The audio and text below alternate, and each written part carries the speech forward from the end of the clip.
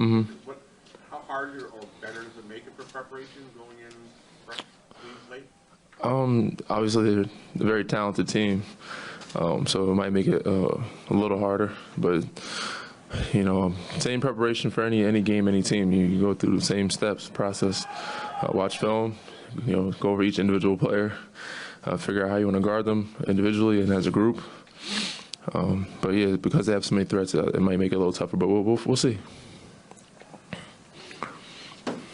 You've seen Kawhi at this time of year, being in San Antonio. Can you explain how you get sort of locked in, like he seems to be at the big moments in the postseason? Obviously, he has a big weight on his shoulders to do a lot for us on both ends of the floor. And, he, just as many others and everybody else in the team, has to be locked this playoff time. We want to continue to keep winning and keep playing and be last team standing. So we all have to be locked in. Not just him, but he said obviously he has a heavier load to carry. And, we're going to need him offensively to not just score, but, make the right plays because obviously teams are throwing different things at him. But defensively as well, we have a different, especially this matchup we have coming up. Everybody down the line is very, good. So a lot of threats, and we're all going to have to, be in our A game defensively. It's going to be a lot different defensive game than when we played in Orlando. Not saying that Orlando is not good, but it's just different. Different matchups, different lineups, different personnel. So we have to adapt and adjust. Are you guys reaching a level of? I think you played 160 minutes as starters, 160 minutes together in the regular season, and almost 100 minutes in those 5 playoff games. I mean, how much do you feel that cohesion on either of those come together? Within each day, we feel a little bit more comfortable with each other. I think knowing our spots, knowing where each other going to be, and just communicating, figuring it out, offensively and defensively. Obviously, we have a lot of great, talented players, but they also have a pretty good IQ, so we can, talk to each other and say, hey, Mark will be like, he makes it easy. Obviously Kawhi is making it easier. Kalo makes it easy. Those guys are really good. Pascal, make it easy. But it's easy to just tell guys, this is what they're doing. This is where I need you to be. I'm gonna look for you over here. Or, would you like to be in this spot, or you want to be in this spot? You just figure it out, and it's different per game. Within each series, within each team that you face. So, we're going to figure out game one is kind of a figure-out, feel-out game, but we'd definitely like to win with that figure-out, feel-out game. Guys, with the amount of experience you're referencing, Pascal, maybe the exception, how much difference does that make that you have nearly 40 years NBA experience among those 4 guys, and just to do exactly what you're talking about? I think it's, it makes a big difference. And I think I take it for granted. Obviously, when I was in San Antonio, we had a group of guys together that were pretty experienced, and a lot of veterans, and that had been playing professionally for some time. And we had the same group that was put together, and had been together for about 3 or 4 years, and be able to go back to back. So obviously, this group hasn't been together that long, but it feels like because of so much experience that we all kind of have, even though Pascal's a 30-year player, he knows the game very well. With all the experience we have and playing against each other for so many years, that cohesion has, I think happened a lot faster, and it feels like we've been together longer than we have. So hopefully it can continue. Hopefully we continue to grow and to get better, but win games in the process. What are veteran ways to kind of manage your time in the playoffs and avoid burnout? Like, have you picked up things over the years, and you see it from the other guys about how to manage, especially these rest days in between? For sure. Well, throughout the season, it's a lot less. I'm not saying you're not locked in. You definitely are locked in. But so many different teams, so much travel. But for me, I mean, it's different for each player. For me, I think once you get off the court, you kind of try to get away from basketball a little bit. In the playoffs, obviously, there's not as many teams playing, so you do watch some of the games. But you try to do different things to keep your mind fresh. But it's different for different guys. Last night I got the chance to see the Avengers movie, which was pretty fun and exciting. So I suggest you guys go see that. It's a great one, worth every 3 hours. So things like that. Being with my dogs, being at home, my family, friends, etc. Just enjoying this time. In terms of a player's preparation, how useful is your personal memories playing against, like, Tobias Harris, or is it just without having played them in the context of the Sixers, does most of that go? It's all helpful. I was say being in the league for some years and knowing these guys have been in the league for some years, playing some guys multiple times in the West Coast or playing multiple guys, sometimes like multiple times in the East Coast. These guys know some of them better than I would, and I know some of those guys better. So putting together a lot of these guys' tendencies, go a long way, and vice versa. I'm sure they're gonna do the same. A lot of those guys have played us for many years, and Danny likes to do this, so watch out for that. Or Kawhi likes to do this, so it all comes into play, and figuring out how to guard certain people and hopefully helpful in the playoff series. You and Jimmy have spent most of your careers in opposite conferences. Mm-hmm. You would have faced him a bunch. Mm-hmm. What is it that makes him such a tough cover?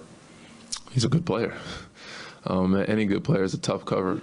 He's great at what he does. He's very crafty, smart, high IQ, athletic. When you're an athletic player that is high IQ, it makes you a tough cover.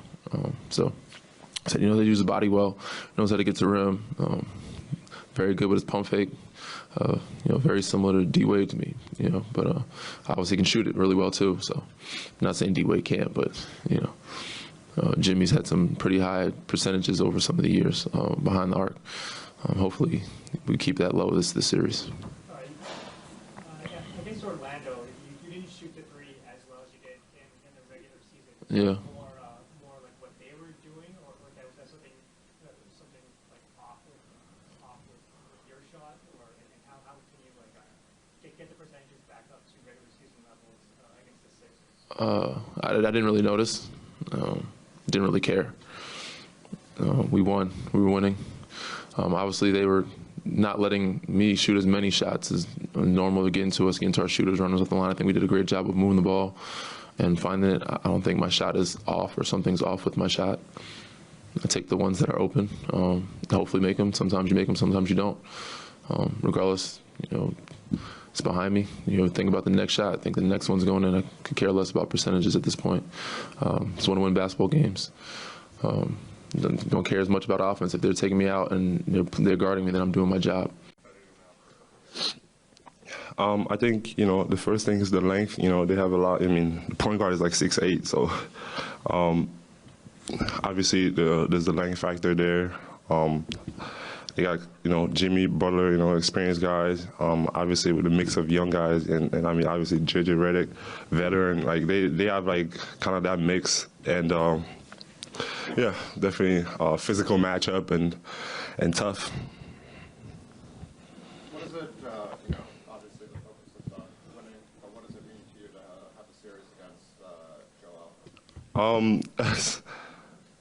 It's good because I think people on Twitter was like, oh, it's Douala against Yaoundé because I'm from Douala, he's from Yaoundé in Cameroon, and it's like at the end of the day Cameroon wins. I'm like, no, at the end of the day Douala wins. But no, that's just I think it's always been there's this little rivalry between Douala, where I'm from, and Yaoundé, where he's from, and always trying to figure out where the best player comes from. So it's definitely a little fun, just playing against him, and it's kind of that city versus city kind of matchup, and yeah, I'm excited, and like you said, kind of Cameroon kind of wins, but yeah, for the most part, Douala wins. So. How do you think Cameroon will win, and how do you think this will play back home? How do you think I think. Yeah, I think it'll be a big deal for sure. I think people that obviously was more tuned in into Joel, and then now starting to tune into me, and kind of seeing that at the end of the day, we both at the top of our teams, and we represent our country, and I think that's just a sense of being proud and just knowing that obviously we have a long way to go in the continent and obviously in our country, but we're heading in the right direction, and having guys like that in the league kind of representing our country, just like the youth of Africa in general, is definitely something inspirational. How far back does your relationship with Joel go? Not much. I didn't know him until the Africa games, I'll say. We didn't really have a relationship or anything, but since then we kind of got closer a little bit, and kind of talk there and there, and obviously check on each other. Because you have a relationship with him and guard background, do you think he'll be able to get under your skin via social media or anything like that? No. I don't know. Like, I mean, yeah, I don't really, have you seen me do anything on social media like that? Yeah. Oh, I mean, I don't know. I mean, we all know, like, he's a fun guy. He likes to, you know, whatever he likes. And for us, I mean, for me, obviously, I mean, I don't think it will happen, but if he does, I mean, it's whatever. So what's the difference between the two hometowns and why is the rivalry? I mean, I think like any city to city, kind of like, you know, like we always, there's not much difference, but I think they always been like on like, oh, like more players come from Yaoundé type thing. Like that Douala wasn't really like the basketball city, to be honest. Like that's how they view it. But I mean, I think otherwise. But yeah, there's always that little thing. It's just like a city in a city, like kind of like rivalry. Like we just go at each other and that's it. Like that's most of it. Like there's nothing really into it, but like the fact that people from each side think they have better players. Are we going to talk about the Sixers or are we going to talk about Travis? Pascal, how much do you think a team from the 4 regular season meetings, given how long it's been since you've seen them, and the fact that you haven't seen them with Harris and they haven't seen you with Warren? Yeah, like you said, we played like early in the season. I mean, both teams had a lot of changes throughout the year. So it would definitely feel different, and it kind of like feels like the first time we're meeting them again, like kind of like just because.